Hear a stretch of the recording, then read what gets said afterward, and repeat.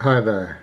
The purpose of this video is for beginners who just joined the sailing club. It's not intended to say the rights and wrongs. It is purely informative and what we've learned over the period of time sailing on the River Dee. We're going to split it into a couple of parts. The main thing is talking about the River Dee and what you need to think about before you put your boat out. Then equipment that you will need before you get sailing, and then we're going to talk about the boat itself and safety things that you will need to buy or have or get hold of in order to keep yourself and your crew safe. And then we'll go on to talk about how the boat sails. Now there's loads of videos, good YouTube videos out there that you can watch, and I'll put a link on those to the people so that you can have a look. But basically we'll talk you through the boat as well, and we'll do some practical sessions down at the boatyard just so that you can have a go before your boat gets launched. I hope you find it useful. And feel free to ask questions. Obviously you've got our emails and we're on WhatsApp, so you can get in touch with us and we can answer the questions as soon as possible. But it is important that you do sit down and think about what it is you're embarking on, because once you start you'll be away and you'll forget all the things that you should have been doing. So it's important to have a think about it before you start. Okay, good luck, and as I say, get in touch with us if you've got any questions. Okay, this is our actual sailing area for most of the furthest we would possibly go in a week, and obviously we focus here on the River Dee estuary, which is our main sailing area, and we'll talk about that later.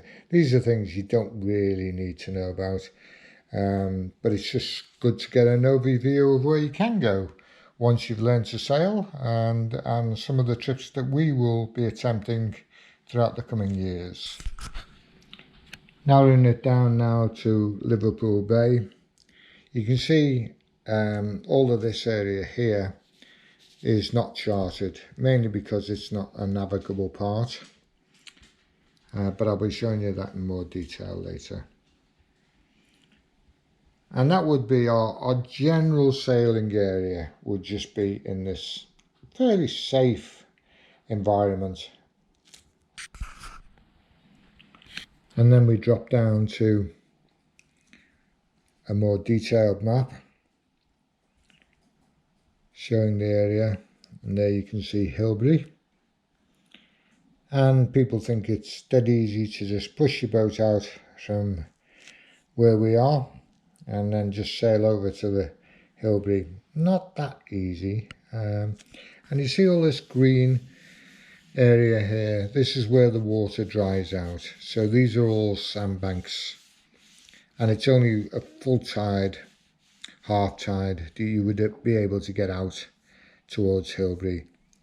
These areas here are water constantly, there's water in these areas, but all the detail here, this shifts so many times. The channel at the moment is supposed to come this way, but we've actually found it's coming this way as well. So you can see there are many changes, and it changes every year, so it's never a good thing to say, oh yeah, you just go this way or you go that way. It's best that we learn at the time of the year.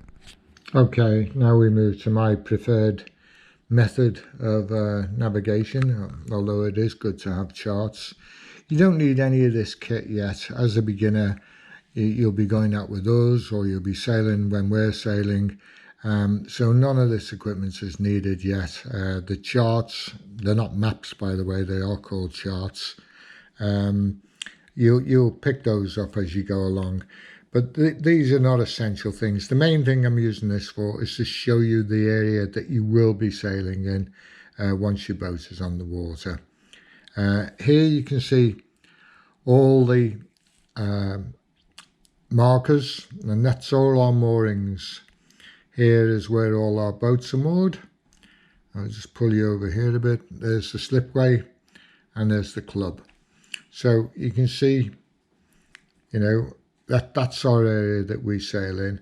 From here, we would be sailing out, and we'd be following these markers here as we go out until we hit the channel when it gets a lot deeper.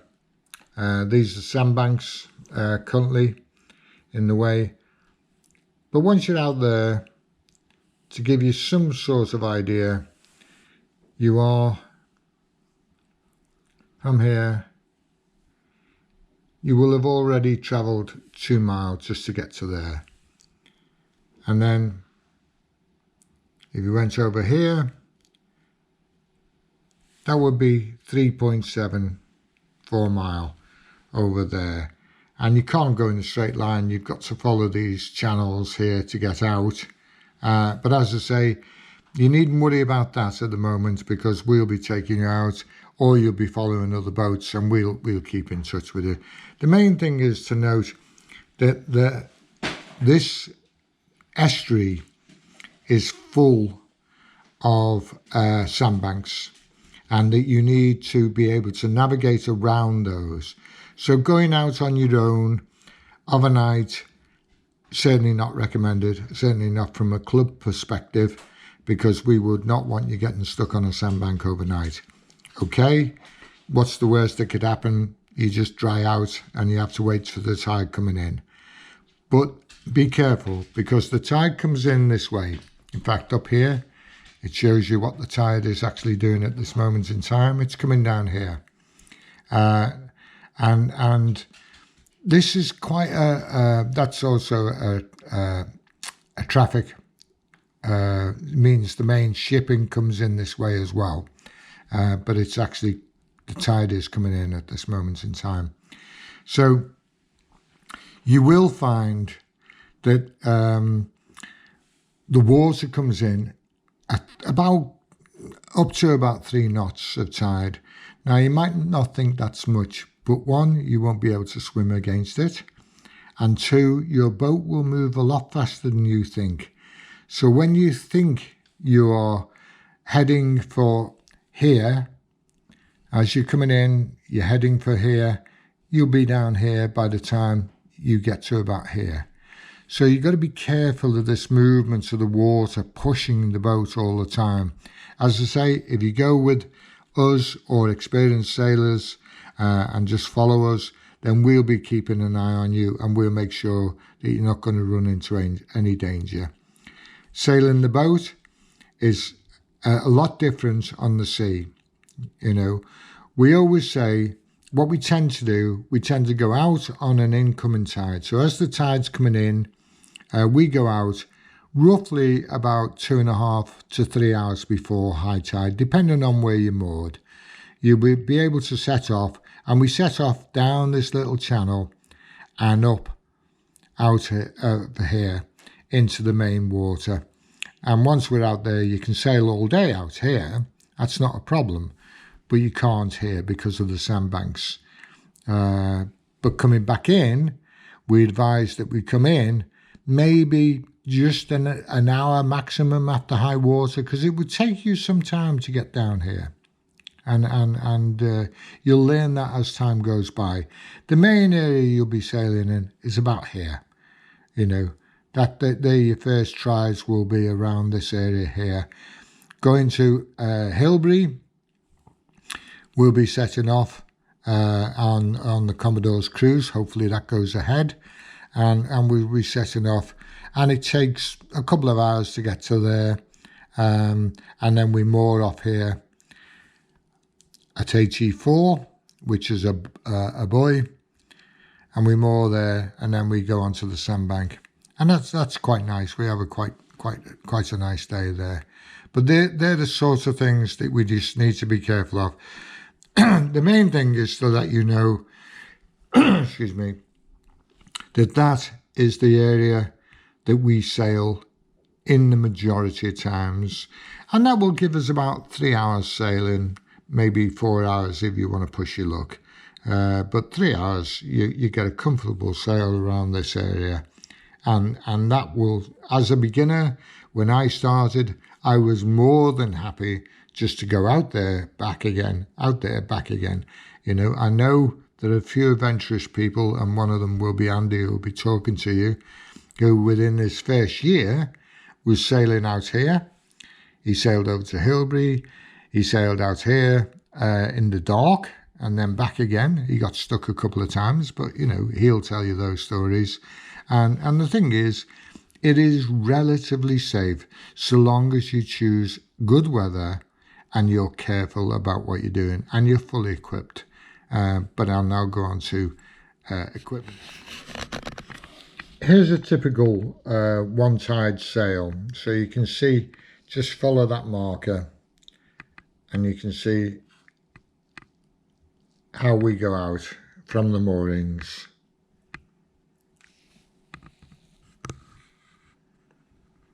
And you can see up the top there, I'm be doing between 1.5 and 3 knots over the course.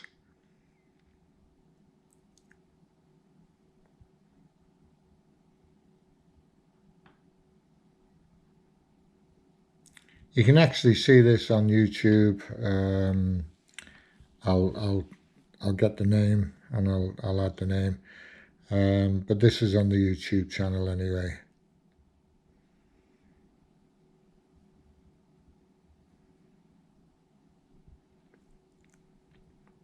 And basically what I'm doing there is just sailing around so that people can see. It was a lovely day. It was September. Backwards and forwards.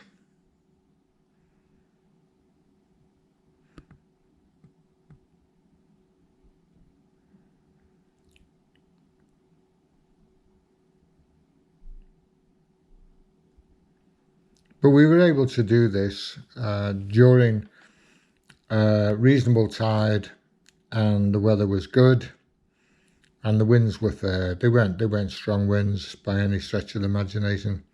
As you can tell, 2 knots, 2.7 knots. You know, we're not going terrifically fast. That's a very slow sail.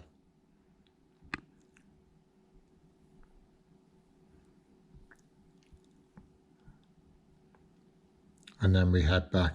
All of this so far has taken us just on 1 3/4 hours. And then we're heading back in now.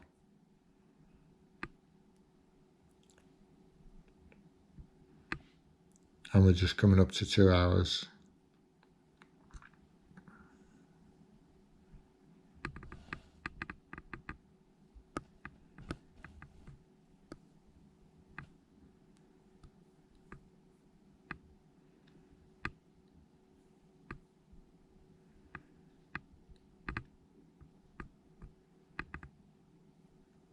And then you see we come down,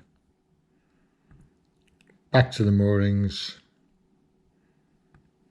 start to take our sails down, motor in, and then anchor up. And that's it really. So that's a sort of typical sail. That took 2 hours 29 minutes to do that sail. And that's about roughly a one-tide sail that we would do. Okay, we want to go sailing. So how do we get out there? Well, there's a couple of ways. You can see here, this is where we would start from. That's roughly where the shed is at the moment, down at the bottom. And then we could either walk out or you can get a dinghy out. And you can see it's less than 0.2 of a nautical mile. I don't know whether you can see that now. Less than 0.2 of a nautical mile. I think the furthest one down here, and that again, not much more.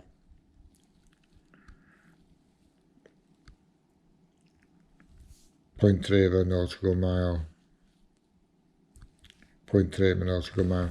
So it's not that far to walk. The main consideration is the mud. And believe me, it is muddy. So, as I say, there are many ways to get out. You can either get a lift off somebody who's going out there in their dinghy.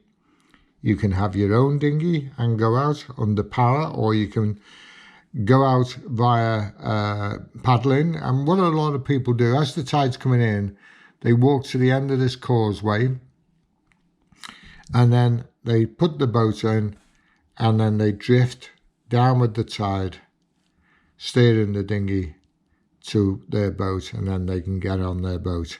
That's one way of doing it. And then when you're coming off, you put your boat in the water and the tide will be turning, so you go out with the tide. So you actually would paddle. If you're coming back with the tide, what you would do, if you just allowed it to drift, you'd go out to sea. So what you would do, you would paddle this way, and then as you're paddling this way, like that, your boat would actually end up here. But you paddle this way. And if you're by motor, obviously you can just motor across. But even then, you have to motor fairly straight across to be able to end up there, because the tide will be pushing your boat all the way. So you can go out by dinghy, or you can wait till the water disappears altogether and then walk out to the boat, wait for the tide to come in, and in that time you can be preparing it, getting the sails ready, getting all the ropes ready so you're not going to trip over them, making sure everything's neat and tidy. And that's quite a nice way. It's quite a relaxed way to go sailing, to be honest with you. I actually prefer that, if I'm honest. But having said that, the biggest problem is when you come back in after the sail, and then you're waiting for the tide to go out. Once you're waiting for the tide to go out, it seems to take forever, and it can be up to 2 hours that you're waiting on your boat before you can actually start walking back again. So, the dinghy is a good idea. You can sail out before, as the tide's coming in, get on your boat, get it prepared, off your sail, come back, get the dinghy, and then back onto the land. And that's quite nice. The only thing is, dinghies are quite wet, especially if it's blowing. And you get what's called wind against tide, which means that the wind is blowing in the opposite direction to the way the tide is flowing. When you get that, you get choppy waves. And unfortunately, in the Dee, they're very short waves, and they're very they rise very quickly, which means you get a lot of spray. So that can be quite uncomfortable. You will get wet going out in the dinghy. And for some members of the fleet, I won't mention who, but you'll find out sooner or later, they love just swimming every time they go out. They end up falling over or falling in the water, and we've all done it, and we will continue to do it at some stage. So that's one way of getting out. Walking out is the other way, as I say. That way you won't be caught in choppy winds, in choppy waves, and you won't be having difficulty getting back from your boat, unless it's going dark, of course. So that's another way. And as I say, the third alternative is to get a lift off somebody. But whichever way you choose, just be careful, and you will need all your kit on from the start, and we'll go through what kit you need soon. Then finally, what will you need before you set off? Well, the first thing you will need to do is obviously the tide times, and you can buy a tide table anywhere for about £1. There are apps you can get for smartphones, or if you've got an iPad, you can use an iPad, or you can download it from the internet. You can download tide times for the week. Make sure it's Hilbre Island tide times, because they differ throughout the country. But we'll talk more about that once we get once you start getting familiar with what's going on. The second thing you need to know is the wind speed. And that's not just the wind speed at the moment. You need to know what the day's forecast is about, and then you need to keep a careful eye on it. Most of the boats that you're sailing will cope with up to 20 knots, 25 knots of wind, with relatively ease, depending on your skill. Obviously, as a beginner, we wouldn't recommend that anybody goes out anything with winds forecast, anything 12 knots and above. A knot is a lot more than mile per hour, by the way. I forget what it is, but you can look it up. I think it's 1.2 mile per hour is a knot. But you just need to, there are two essential things that you will need to know. What's the weather going to be like? Is it going to be too windy for you? Is the tide going to be right? And the tide height is dependent. Every 2 weeks, you will get what's called a spring tide, which is when the water is very high and it goes out when it's very low. Or you get a neap tide in the other week, which is where the high tide is lower than that of a spring, and the low tide is higher than that of the spring. So it gets complicated, but you'll get to know all of these things. Don't worry about them. The main thing is, don't go out, obviously, if the tide's wrong, and you will know that, and you'll read that in the welcome pack. It tells you the best time to go out. And don't go out when the wind is blowing, or it's likely to blow harder later on in the afternoon, because there's nothing worse than going out when it's lovely and sunny, very calm, and being out there for an hour and the wind gets up, because that will frighten most people, and it has done. Most of us have been, in that situation. So, most of us now can cope with 25 knots, and the upper ranges in the bigger boats, obviously. But these things you will learn as you go through. What we're saying to you is, if you are going to go out on your own, do take note of the wind, do take note of the conditions for the day, and be aware. One of the big things about being out on the Dee is not so much of a problem. Past the Dee, you will tend to get fog banks. And being in a fog bank is totally disorientating, and you will need to know about that. We don't recommend anybody going out when there's a risk of fog. The other thing is cold water. If for any chance, and it's usually when people are getting on and off the boat that these things happen, you are likely to fall in, and that's the majority of the time. Being on your boat, chances are slim, but being on a dinghy, getting onto a boat, chances are quite good, and people, as I say, are falling in quite often. So the thing you need to think about when you're getting on and off your boat is the temperature of the water. Now, contrary to popular belief, the water in the summer is not that warm. It is just starting to heat up. It's only when you get to the end of the summer that the water becomes warm. And through to end of September, October, the water is starting to warm up at that point. It's not warm on a really sunny day in the middle of May. You can have a beautiful summer's day, but the water will be colder than that in September. And it takes a long time for water to warm up. So these are the things you need to think about. And I'll mention some other things later on. Okay, I'm going to talk now about the way we go out of the moorings. As I've said before, if you followed what I did before, went out there, these are the marks that I use.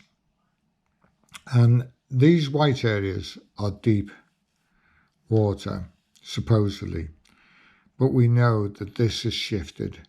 This white area is now shifted over to these markers here. And that will change a lot. So you can't take the charts to be the absolute truth because these areas aren't charted that often. The way we would go out is follow, as I say, these markers here, and we go out. Now, normally we're going out on a rising tide, so it doesn't matter because the most you're going to do is get stuck for a short period of time, and then the tide will lift you off and you carry on sailing. Only you go back to where the deep water was. Part of the problem is a lot of people, when they start off, they will assume you can just go off down here. That's not true. There are big sandbanks in this area, and they are, if you have a look, when the tide is coming in, you'll see two big sandbanks stretching across here, which aren't marked on any charts because they've appeared over the last year. So they're the things to be noted. But as I say, we don't recommend that you go out without going with somebody who knows the area, or follow somebody out. And you'll get used to it. It won't take you long.